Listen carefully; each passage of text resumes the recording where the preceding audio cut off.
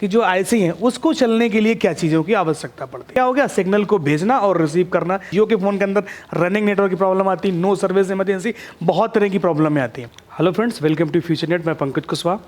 तो यहाँ पे हम आज बात करने वाले हैं कि किसी भी आईसी को वर्क करने के लिए किन किन चीज़ों की आवश्यकता होती है। जैसे हम अगर बात करें ह्यूमन बॉडी, जैसे हम लोग हैं, अपन लोगों को जीने के लिए क्या चाहिए होता है, हवा चाहिए, पानी चाहिए, खाना चाहिए। ओके, तो ऐसे ही फ़ोन के अंदर जैसे आप बात करें कि फ़ैन जो पंखा लगा होता है आपके घरों में, तो उसको सिर्फ ओनली पावर चाहिए, होने की पावर से ही चलता है। बल्ब जो आपकी ट्यूबलाइट है, बल्ब है, CFL है, कि उसको क्या चाहिए, सिर्फ पावर चाहिए। तो ऐसे ही क्या होता है कि फ़ोन जो आपका मोबाइल है, कि जो आईसी है उसको चलने के लिए क्या चीज़ों की आवश्यकता पड़ती है। तो उसको चलने के लिए आपको पावर की भी आवश्यकता पड़ती है, डेटा की भी आवश्यकता पड़ती है और सिग्नल्स की भी आवश्यकता पड़ती है। तो हम जब भी किसी भी सेक्शन की आईसी, चाहे वो पावर आईसी हो आपकी, चाहे वो CPU आईसी हो, चाहे वो तुम्हारी नेटवर्क से रिलेटेड कोई भी आईसियाँ हो, पावर एम्पलीफायर हो, WTR तो लग के आने लगी है, तो एक सेकेंड, WTR आईसी हो, कोई भी आईसी हो, eMMC आईसी हो, तो इन सभी आईसियों को अगर आप सही तरीके से अगर आप परफेक्टली चेक करना चाहते हैं तो आपको तीनों चीज़ों की जानकारी होनी चाहिए। नॉर्मली हम लोग क्या करते हैं कि हम लोग पावर चेक कर लेते हैं, ना तो हम डेटा चेक करते हैं, ना कभी सिग्नल्स चेक करते हैं। ओके, तो जैसे मान लीजिए कोई भी एक आईसी नॉर्मली ले लेते हैं, जैसे कि WTR एक आईसी है। इस समय एंड्रॉयड फ़ोन के अंदर नेटवर्क से रिलेटेड बहुत ज़्यादा हर फ़ोन के अंदर लग के आ रही है, और इसमें क्या है कि बहुत सारी नेटवर्क्स में आए दिन कुछ ना कुछ प्रॉब्लम होती हैं, और इस सेक्शन भी काफ़ी बड़ा है अपने आप में। और जब यहाँ पे लोग जब इसकी टेस्टिंग करने आते हैं, ये ऐसी ख़राब है कि सही है, कई बार जियो के फ़ोन के अंदर रनिंग नेटवर्क की प्रॉब्लम आती है, नो सर्विस इमरजेंसी, बहुत तरह की प्रॉब्लमें आती हैं। तो अब जैसे मान लो ये आईसी WTR है, अगर हमें उसको चेक करना चाहते हैं तो इस पर हम क्या चेक करेंगे, क्या चेक करेंगे, तो हमें इसको पता होना चाहिए ना कि चेक क्या करना है। भाई आईसी शॉर्ट, तब तो हम चेक कर लेते हैं, भाई कोई कंपोनेंट बीप किया, आईसी हीट करिए, बीप किया तो भैया आईसी शॉर्ट है, चेंज कर दिया। लेकिन आप इस पे आपको पहले ध्यान देखिए कि भाई पावर आईसी है,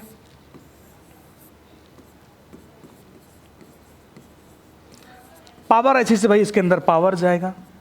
अब वो हो सकता है कि ये जो पावर जो यहाँ से जो जा रहा है, तो भाई जो पहले मैंने बताया, तो ये सेकेंडरी लाइन हुई कि नहीं हुई, सेकेंडरी लाइन। और सेकेंडरी लाइन में पावर जो होता है हमेशा वो रेगुलेटेड जाता है। कैसे जाता है, रेगुलेटेड।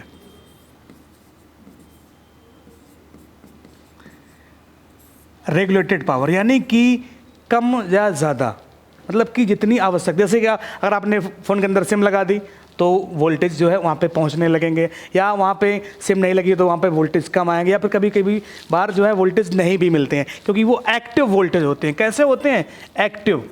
तो एक्टिव का मतलब ये है कि जब कोई भी डिवाइस लगाई जाएगी तभी वो सेक्शन वर्क करेगा, तभी जो है वोल्टेज वहाँ पर बनेगा। तो ऐसा भी होता है।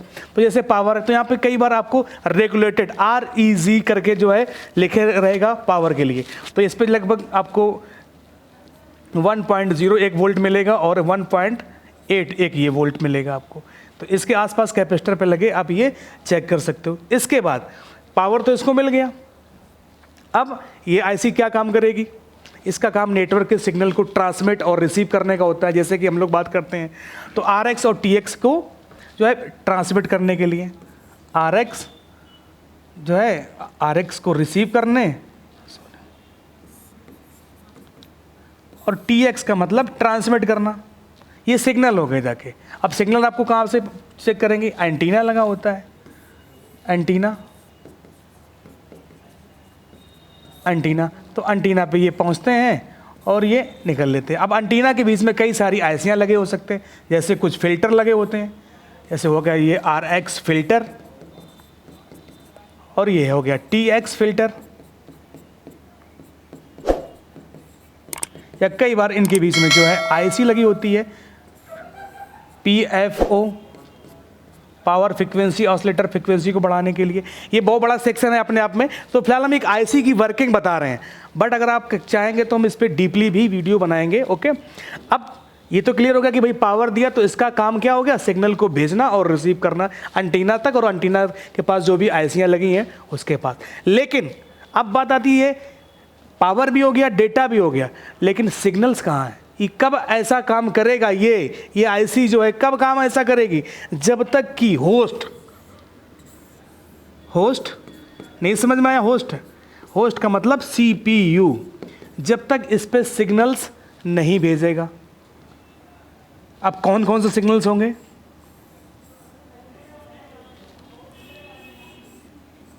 सिग्नल्स का आना और जाना, जैसे CLK क्लॉक सिग्नल, डेटा की पूरी इंफॉर्मेशन क्या हो रहा है आईसी के अंदर, कौन सी सप्लाइयाँ इनेबल हो रही हैं, या EN सिग्नल, क्या बोलते हैं EN सिग्नल, कि कब जो है सप्लाई RX होनी है, कब सप्लाई T जो है इन होनी है, TX होनी है, RX होनी है। तो ये मतलब कोई भी आईसी है, तो ये जब आईसी में, यानी कि जब तक इस आईसी के 3 चीज़ें यानी कि पावर, डेटा और सिग्नल्स कि आप लोग जब तक टेस्टिंग नहीं कर लेते हैं तब तक आप उस चीज़ को आसान तरीके से नहीं कर पाते हैं। और नॉर्मली हम लोग जो हैं वो सिर्फ वोल्टेज चेक किया, वोल्टेज मिलते भी नहीं, हमें एक्टिव वोल्ट की जानकारी नहीं होती है। तो अगर आप लोग चाहेंगे तो हम इस पर वीडियो बनाएंगे और एक्टिव वोल्ट को भी समझाएंगे, एक्टिव वोल्ट कब आते हैं, ओके, और ये वोल्टेज रेगुलेटेड क्या होते हैं और किस तरीके से सेक्शन काम करता है। बट यहाँ पर मैंने बताई है आईसी कि किस तरीके से फ़ोन के आईसी वर्क करती हैं, क्या क्या चीज़ों की उनकी आवश्यकता होती है। और हमें जब चेक करना है तो हमें ये भी चेक करना है कि उस पर पावर इन हो रहे हैं, उसका रिजल्ट क्या है। आप सेमेटिक भी यूज़ कर सकते हैं, ओके, कि भाई इस पे जो EN सिग्नल वगैरह हैं वो कहाँ से आ रहे हैं, उनके लाइनों में कोई प्रॉब्लम तो नहीं है। अगर आप डीपली चाहते हैं सीखना तो हमें कमेंट करिएगा, ठीक है। मिलते हैं आपसे एक नई वीडियो में। Thank you. वीडियो अच्छा लगे तो लाइक करिएगा, चैनल को सब्सक्राइब करिएगा।